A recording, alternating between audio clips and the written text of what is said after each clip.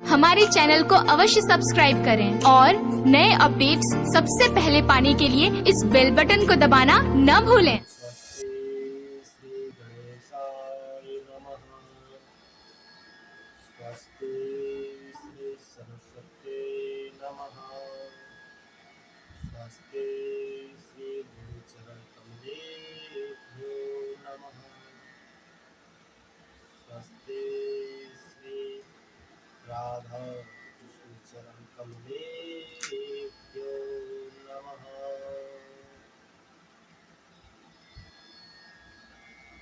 जय श्री राधे, जय श्री कृष्ण। नारद जी से कामना करते हैं कि सभी लोग स्वस्थ रहे।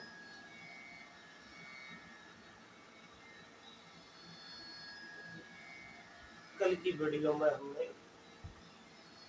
मीरा चरित्र के बारे में श्रवण किया। अद्भुत प्रेम मीरा जी का भगवान के प्रति।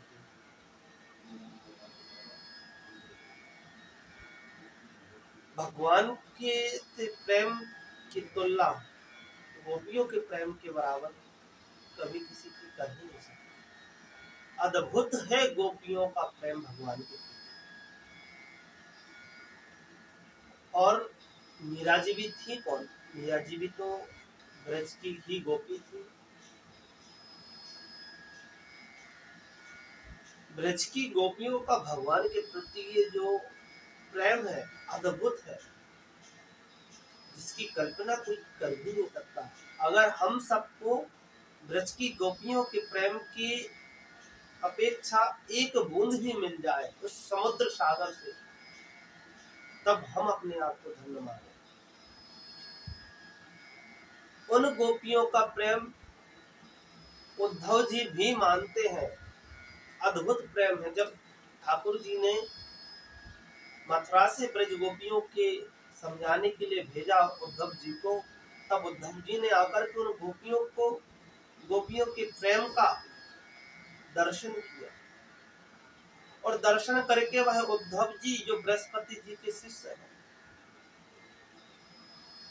वह कामना करते हैं, मांगते हैं कि मुझे गोपियों के चरणों की रज प्राप्त हो जाए, तब मैं अपने आप को कृतार्थ मानूंगा, धन्यवाद। ऐसी अद्भुत गोपियों का प्रेम बाकी बिहारी जी के प्रति। ऐसे ही एक गोपी यमुना किनारे बैठ करके ध्यान करती है।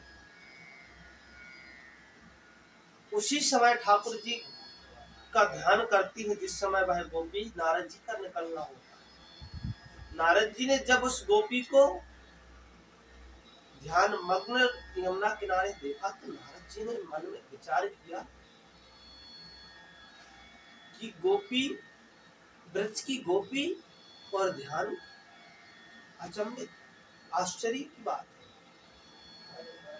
अरे जिस ठाकुर जी का, जिस बांके बिहारी जी का ध्यान सारा संसार करता है, सारे संसार के ऋषि मुनि संत महात्मा तो ठीक है, शेष महेश गणेश दिनेश सुरेश ही जाहि निरंतर ध्यावे, जाहि अनादि अनंत अखंड अछेद अभेद सुवेद बतावे, नारद से सुख व्यास रटे पचिहार ताहू पुनि पार न पावे, ताही अहीर की छो हरिया छचिया भर छाछ पे नाची नचा। अरे जिस बिहारी जी का, जिस ठाकुर जी का ध्यान शेष महेश सुरेश बड़े बड़े संत महेश ब्रह्मा जी नारद जी सब ध्यान लगाते हैं, उन ठाकुर जी का स्वतः इन गोपियों के लिए प्रेम दर्शन स्वतः प्राप्त है। फिर यह गोपी किसका ध्यान करती? मन में आश्चर्य हुआ। नारद जी को रुक गए। जब गोपी ने थोड़ी देर के बाद नेत्र खोले, सामने नारद जी को देखा, उठ करके प्रणाम किया। प्रणाम करके गोपी ने नारद जी को आश्चर्य में पड़ा। जब देखा तो नारद जी से गोपियों ने कहा, उस गोपी ने कहा, प्रभु आपका आगमन इधर इतने आश्चर्य में कैसे? तब नारद जी ने कहा कि गोपी, तुम, आपके लिए इतनी आवश्यकता क्या पड़ी कि आप यमुना किनारे बैठ करके ध्यान कर रही हो? अरे ध्यान तो वो करते हैं जिन्हें ठाकुर जी का साक्षात ना हो, जिसका दर्शन ना हो। एक झलक के लिए हजारों वर्ष तक, लाखों वर्ष तक तपस्या करते हैं, ध्यान करते हैं, समाधि करते हैं। आपको इसकी क्या आवश्यकता? आपके तो आंगन में सदैव जब चाहे तब ठाकुर जी आपका दर्शन देने के लिए स्वतः प्रकट हो जाते हैं, प्रकट हो जाते हैं, आ जाते हैं। और तो और दर्शन देने की तो बात दूर की बात है। अरे चुल्लू भर छाछ के लिए, थोड़ी सी छाछ के लिए, मट्ठे के लिए आपके आगे पीछे नाचते हैं।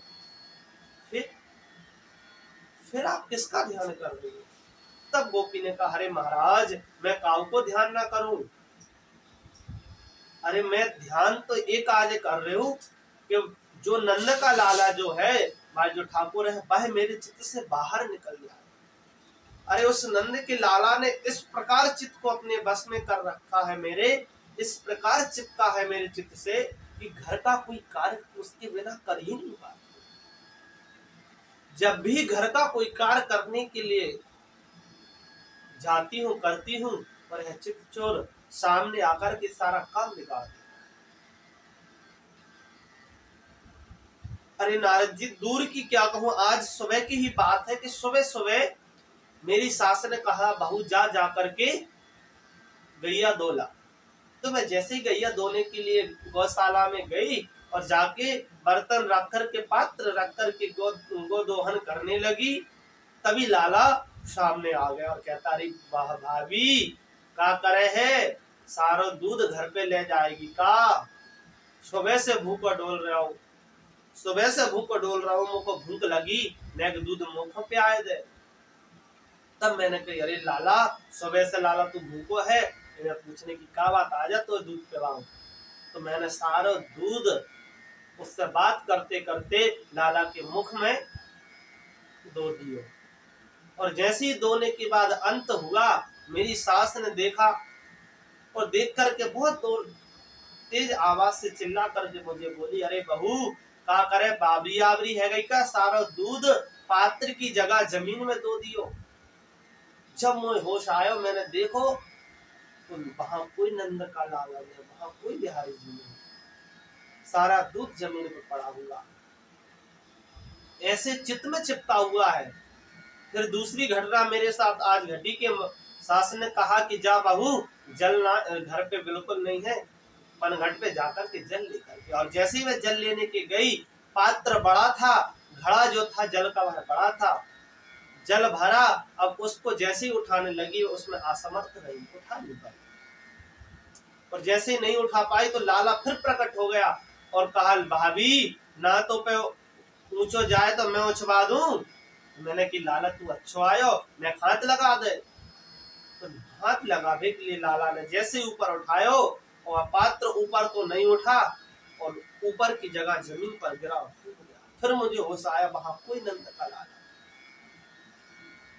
कहने का तात्पर्य नारद जी, जब भी मैं घर का कोई कार्य करने के लिए जाती हूँ, इस प्रकार से लाला मेरे हृदय में चिपका हुआ है कि सारे काम बिगड़वा देता और डांट मुझे सुननी पड़ती है। और यही हाल रहो तो नारद जी, मोखो मेरी सास एक दिन घर से निकाल दे।